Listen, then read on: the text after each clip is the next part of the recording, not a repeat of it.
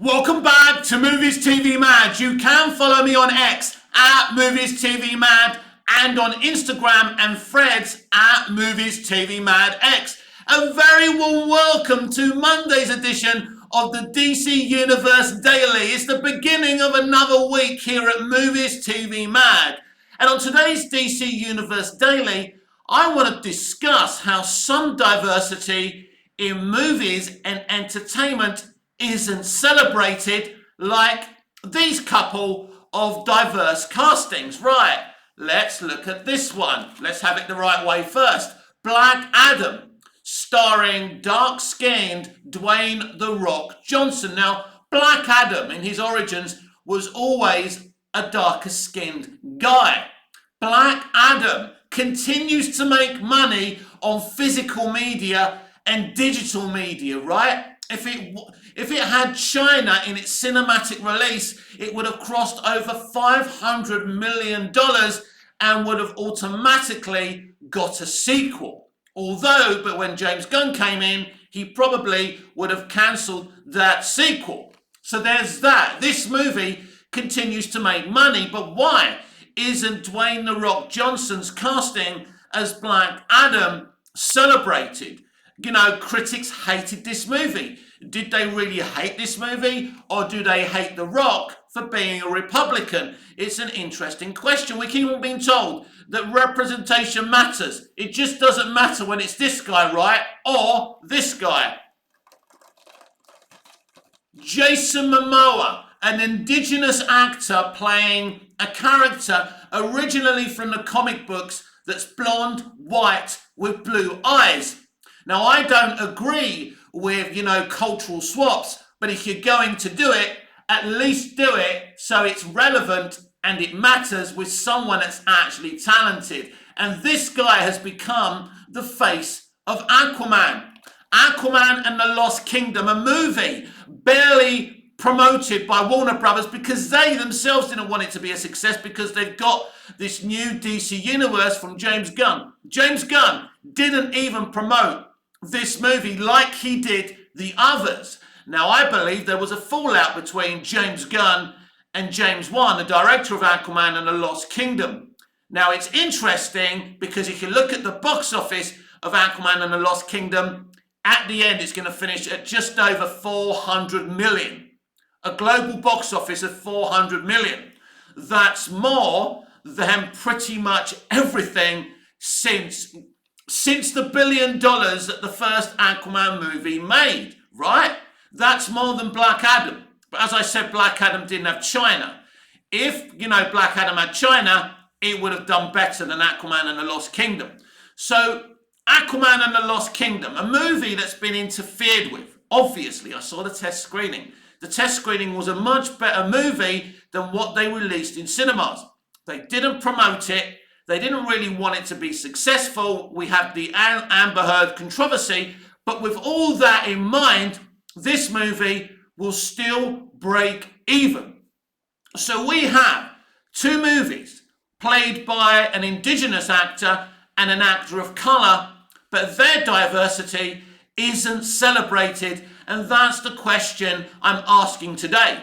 I want to know in the comments down below why the representation of, Dwayne "The Rock" Johnson, a black guy, right, and an indigenous actor like Jason Momoa playing Aquaman successfully, and he's very popular as Aquaman. So when diversity is done right, it can be lauded, it can be respected, and it also can be successful. But as I just said, I don't agree with cultural swaps, but Black Adam was always a darker skinned character.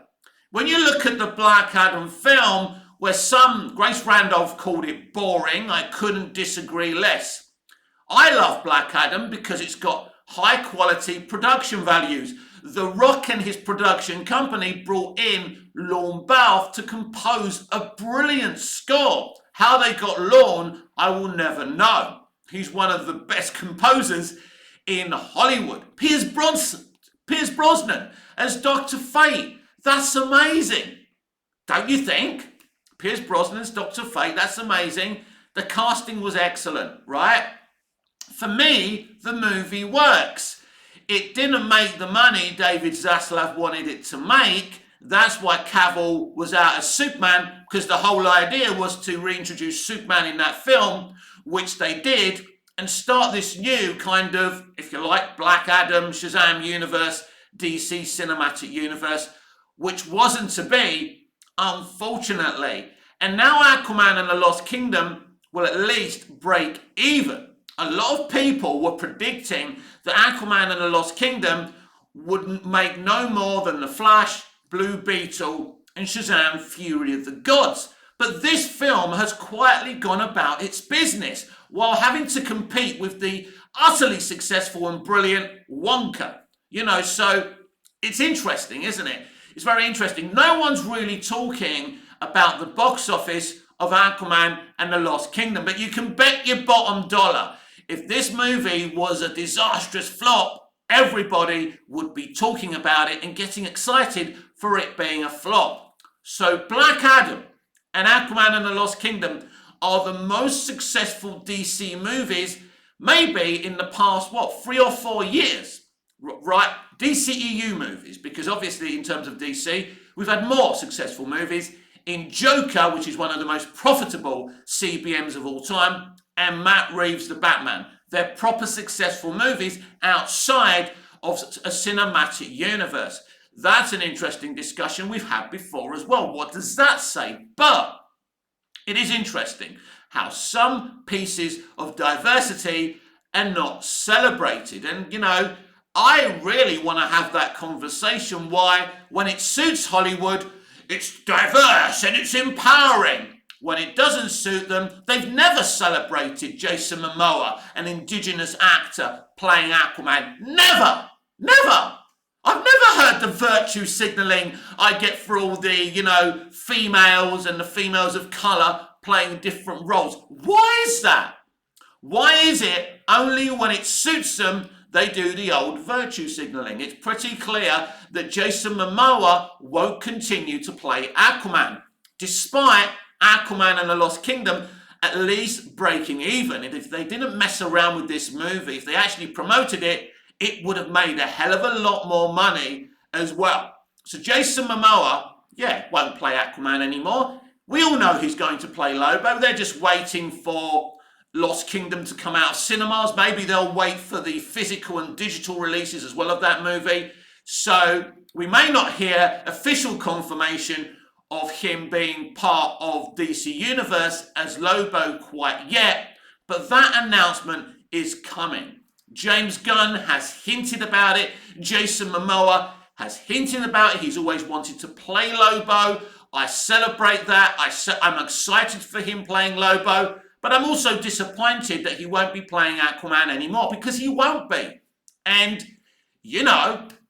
I don't expect a new actor to be announced as Aquaman anytime soon. I don't expect us to find out that Aquaman's going to play a big part of James Gunn's brand new universe. They're going to let the dust settle on that one. I do expect them to cast the blonde hair and blue-eyed Arthur Curry eventually. But as I say, they're going to let the dust settle. Because if this was the way I was going to go about things, I'd let the dust settle as well. Because you can't keep on telling me that representation matters, then replace an indigenous actor as Aquaman. Not just any old indigenous actor, a successful version of the character. Like it or not, people love Jason Momoa as Aquaman. China is done brilliantly in China, by the way. Really, really well. China have always loved the Snyderverse and the good side of the DC Extended Universe. No question about that. So, Aquaman and the Lost Kingdom, gonna break even. It's doing solid money. Now, let's not pretend that Aquaman and the Lost Kingdom's box office is amazing and it's record-breaking or anything like that. But it's beaten most of the MCU movies from last year as well. Especially one, The Marvels as well, which was a terrible flop. Women and girls didn't go and see that movie. But you could say globally, people have at least gone out to watch Aquaman and the Lost Kingdom. So sometimes representation matters, and sometimes It doesn't matter when it doesn't suit certain people. And this is where the real situation is. Why can't we see more Rock as Black Adam? People went to see that movie again. It wasn't a record-breaking success. It cost so much money, it didn't make money, even with making just under $1 billion. It didn't, sorry, say that again, just under $1 billion. What are you talking about, Nick? You know, we're just making just under 400 million. I can hear you shouting at me, $1 billion, just under $1 billion. What are you talking about, you liar, Nick? No, I know. It made just under $400 million. But if it costs less money to make, then it probably would have made some kind of profit, as the first Shazam did. But here's the thing, because of the wonderful production values, it was never going to be a cheap film to make. But spending money on Black Adam was very risky because nobody demanded a Black Adam movie. That's the thing. The interest wasn't high enough. I think that's why the box office was so low. It was never going to make anywhere near $1 billion, because that's why I think the film didn't make as much money as The Rock and the studio wanted it to, because there wasn't the interest levels for a Black Adam movie. I don't think it's because people think the movie is bad.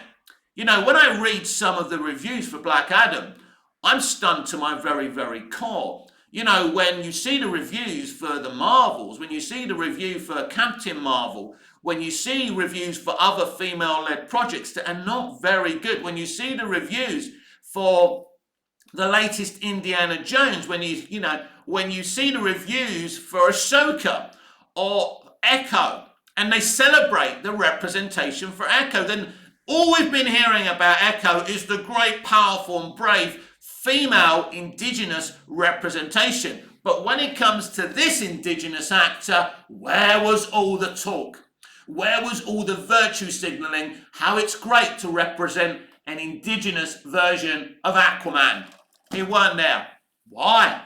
That's the question, isn't it? Why isn't Jason Momoa celebrated as Aquaman? Why isn't The Rock, a dark-skinned guy, celebrated as Black Adam? Why is it only celebrated? Why does representation matter only when it suits them? And this is the problem with the progressive mindset of today. It's full of irony and hypocrisy. So you can argue with me until the day is long that Black Adam was a flop. Yes, Black Adam was a flop, but it still brought in a lot more money than most other DC movies since the first Shazam. Shazam! Fury of the Gods would have made a lot more money if it didn't betray the themes and characters it set up in the first movie, just for some more bright colours and bad, cheap gags. The first film was funny, but it also had an element of tragedy to it. It had a plan to it, even though I don't think doing the whole big Shazam, Tom Hanks big thing was a good idea, if you ask me. So there's two kinds of conversations we can have here, where Black Adam and Aquaman and the Lost Kingdom are two very solid movies. And we've spoken about this before. Why didn't James Gunn help promote Aquaman and the Lost Kingdom? He helped promote Shazam! Fury of the Gods. He helped promote the Flash movie. He really helped promote Blue Beetle, even claiming that although the Blue Beetle movie isn't part of DCU, that the actor playing Blue Beetle will be a big part of DCU. Where were all the lovely comments for Aquaman and the Lost Kingdom? Because it's pretty obvious that he tried to give James Wan notes and James Wan was slapping them back. Because James Wan wasn't, shy about coming forward about this situation in interviews, like he did one in Empire magazine saying, I know James Gunn, I'm happy to take some advice, but at the end of the day, it's my movie. I mean, that's a big statement to make. These were statements that David F. Sandberg and Andy Muschietti weren't brave enough to make. And Andy Muschietti's reward for not speaking out was, of course, becoming the director of Brave and the Bold. I still don't think that's something that's going to stick, as we discussed on yesterday's DC Universe Daily. And as I say, why didn't James Gunn help promote Aquaman and the Lost Kingdom? I like James Gunn. I've said that a billion times. I have to kind of qualify all my comments all the time because we do live in a very troubling time. I can criticise James Gunn. I say this all the time as well. But I like him as a director. There's not a CBM he's made that I haven't enjoyed. Let's not get it twisted. That's why I think, he could actually be successful with DC Universe. He may not be successful with DC Universe. We simply don't know. But why didn't he help promote Aquaman and the Lost Kingdom? Because he was giving notes to James Wan and James Wan was slapping them back. But why did he have to give notes? Why did he feel he needed to give notes for Aquaman and the Lost Kingdom? I kind of understand with the Flash because he was using Flash as the back door to enter DC Universe. So I get it, even though I think that's an ill-advised tactic and he should have just started a brand new universe without having to explain why there's a brand new universe. The DCEU has ended. We've got a brand new universe, DC Universe, end of story. But because they want to use elements of the old DCEU, they want to have some connectivity with the DCEU without shouting about it too loudly because of the failure of the DCEU.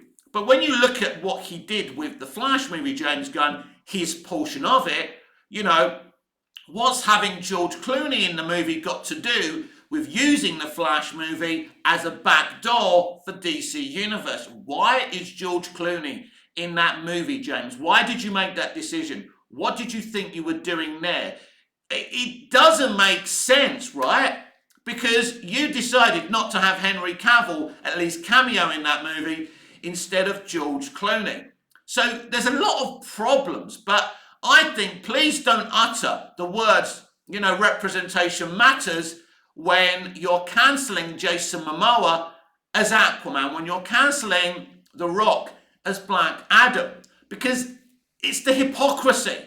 As I say, I can celebrate James Gunn as a director, but as a leader, he has made some questionable decisions. And not in terms of his announcements for his new projects for DC Universe.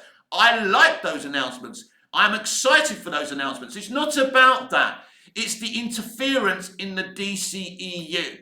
Again, he is the co-CEO of DC Studios, but why did he feel that he needed to give James Wan notes? Nobody should be giving James Wan notes. Nobody. He made $1 billion movie in the first Aquaman. At the end of the day, James Gunn, again, I'm not saying this to be nasty, has never made $1 billion movie.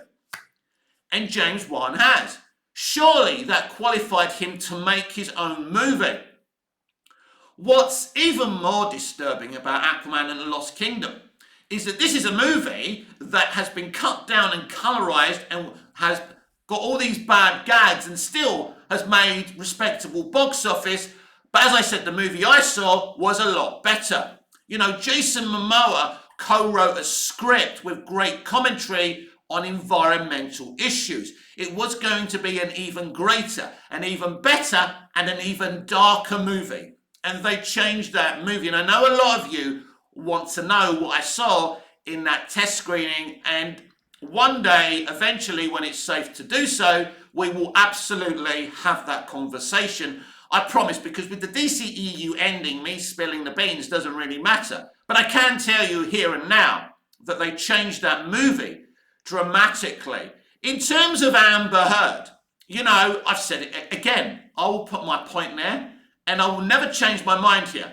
You either fire Amber like you did Johnny Depp from the Harry Potter prequel movies, or you keep her there throughout the movie. Reducing her role doesn't reduce the damage to that movie. But the truth of the matter is, Amber Heard being in Aquaman and the Lost Kingdom didn't damage that movie. It didn't. As I say, if they actually marketed that movie, right, properly, that movie probably, like Black Adam having China, would have crossed over $500 million. Amber Heard, in the end of the day, didn't damage this movie. She didn't. Everyone was talking about Amber Heard being a problem. Amber Heard and Johnny Depp are idiots. They publicised their divorce. and their relationship problems. They should never have done that. They were both wrong for doing this, right? That's why his career was damaged. That's why Walter Hamada wanted to remove her from the Aquaman sequel. If they just kept their problems private, none of this would have been a problem. And for me, Depp and Heard are just as bad as each other in terms of that relationship. Their relationship is none of my fucking business. I don't care about that, about that relationship. I don't care that it broke down. They fucked each other up because they're stupid, because celebrities are stupid, because they haven't lived in the real world for a very, very long time. Some of them have never lived in the real world and had a proper relationship. I've had breakups. I've had bad breakups, but you don't see me talking about my relationships and my girlfriends and, bad-mouthing my former girlfriends. It's what normal, respectful, mature people don't do.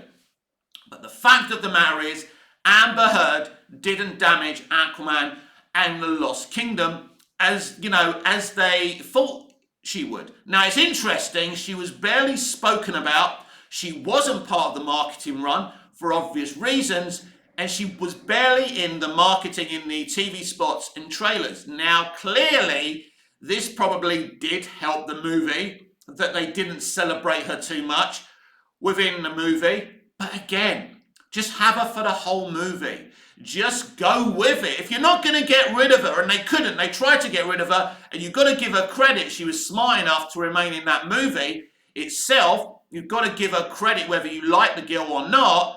And I respect someone who manages to kind of pull a rabbit out of the hat, because she was in trouble. Her career is in trouble. It's pretty much over for her, but she's still doing stuff. Again, credit to her for that.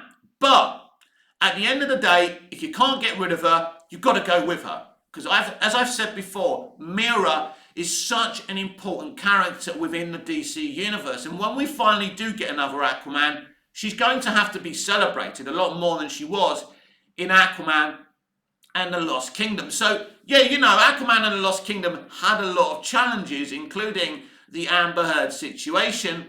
But at the end of the day, it's going to bring in more money than Shazam! Fury of the Gods, Blue Beetle, The Flash. That's a fact. That is a fact, my friends. I've seen so many virtue signalers trying to, tell me that the Flash movie is a brilliant movie, that Blue Beetle is a brilliant movie, that Shazam! Fury of the Gods is a brilliant movie, and they're better than Black Adam and Aquaman and the Lost Kingdom. This is simply not true. And again, we have two movies with two men that have made more money than the other films. What was the problem with Shazam! Fury of the Gods? Well, very quickly, I'll tell you. We swapped the brilliant Savannah for three girl boss villains that were crap, that you're never going to remember, that you're never going to talk about. I will say one thing about that movie. I think that Dame Helen Mirren and Zachary Levi actually had good chemistry in the film. That was one of the better things. There was a relationship being built up there, and when she helps him at the end of the movie, I thought that kind of worked. But ultimately, all the themes that they built at the beginning, let me start again, because I'm losing myself here, but all the things that were built in the first movie were betrayed in the second movie. That's why it simply doesn't work. Nobody watching that film actually understands what they were trying to do, what kind of moral they were trying to impart. I get it, Billy doesn't want to let go of the family, going away, doing their own things. I get it, but it's just not a strong enough theme. The film isn't strong enough. You built this relationship between Billy Batson, right, and Freddie Freeman, then they're barely on screen together. That doesn't make sense, because their relationship was one of the best things about the movie, including Savannah. So, Billy, Freddie, and Savannah were the best things about the first Shazam. But what did they do to Savannah? They put him in a jokey, shitty post-credit scene. Because we can't have a strong male actor being celebrated as a great villain.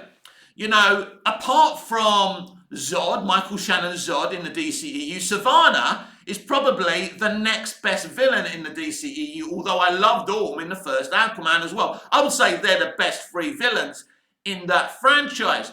So why couldn't he come back, right? He's got Mr. Mind with him, so he would have been even more formidable this time. It would have been interesting. Some people would say, why do you want to use the same villain again? Well, better him. Mark Strong's an excellent actor, so he would have made it work, as he did. Mark Strong, played Sinestro in that shitty Green Lantern movie that I enjoy somewhat in places. You can enjoy bad movies, right? Strong is the best thing about that Green Lantern movie. He probably should play Sinestro again. So basically, again, Mark Strong was one of the best things about that Shazam movie, but they didn't use him in the sequel. But my final kind of thoughts are on this subject matter of representation and how sometimes it's celebrated and sometimes it's not. In the case of Jason Momoa, it's not. And again, I want to ask woke Hollywood, why don't you celebrate Jason Momoa? Because we love Jason, the fans love Jason. I've never heard anyone say anything bad about Jason Momoa on movie Twitter, on any form of social media. Everybody loves Jason as Aquaman. Even in the shitty Justice League, we all love Jason Momoa and what he did in that reshot and rewritten movie. He's a great Aquaman, but why can't he continue to play him? Would you rather a white, blonde-haired, blue-eyed Aquaman rather than Jason Momoa? That's an interesting thing, isn't it? I think maybe it is the right time to retire him as Aquaman. Maybe it's the right time. Without Zack Snyder being there. But you've got to give Snyder credit. He took an indigenous actor, made him Aquaman. Now this is very interesting because this should have been a very controversial piece of casting. What's interesting about this is the least controversial thing that Snyder did. This is one of the things that didn't get much criticism at the time. Of course, there were some people upset that Aquaman wasn't going to be white with blonde hair and blue eyes. But most people didn't really comment about it, probably because most people at the time didn't give a shit about Aquaman. But he's there. He's been successful. Momoa was very good in Lost Kingdom again. Whether you like the way Aquaman was in that movie or Arthur Curry was, he played his role really well. And Jason had a vision for that movie to make it an environmental movie, and WB threw most of that script out. This movie could have made a lot more money and could have actually been critically acclaimed. But the criticism of Aquaman and the Lost Kingdom is that it's okay, it's just bland and unmemorable. I'd rather have that criticism than some of the others these other comic book movies get. But ultimately, I will celebrate an indigenous actor like Jason Momoa actually becoming a really good Aquaman. It's one of the few times that diversity hires have actually worked. Because once you bring in a diverse piece of casting that's got a personality, that's got that je ne sais quoi, that's got something about him, then you can celebrate it. And even though I don't celebrate cultural swaps with characterizations, as I said on top of the show, if you're going to do it, at least make it work. And Snyder did it and made it work. He cast an indigenous actor as Aquaman, and he was hugely successful. Think about it, an indigenous actor as Aquaman in $1 billion fucking movie. That, my friends, is unprecedented. Did you hear anyone celebrating that at the time? That an indigenous actor was in a $1 billion movie? No. Why? Why don't they celebrate these things? And they only celebrate these things when it suits them. Barbie's made $1 billion. Oh yeah, a female-led movie's made $1 billion. Power to women, right? But none of this talk, we heard none of this talk when Jason Momoa's Aquaman movie made over $1 billion movies. I can't get my words out today. When this film starring an indigenous version of this character, who was originally white with blonde hair and blue eyes, made $1 billion. That wasn't celebrated. And as I said before, this is part of the hypocrisy of woke Hollywood and their drones and their slaves that work in access media today. Reviews called the first Aquaman film messy because it didn't suit them to celebrate that movie.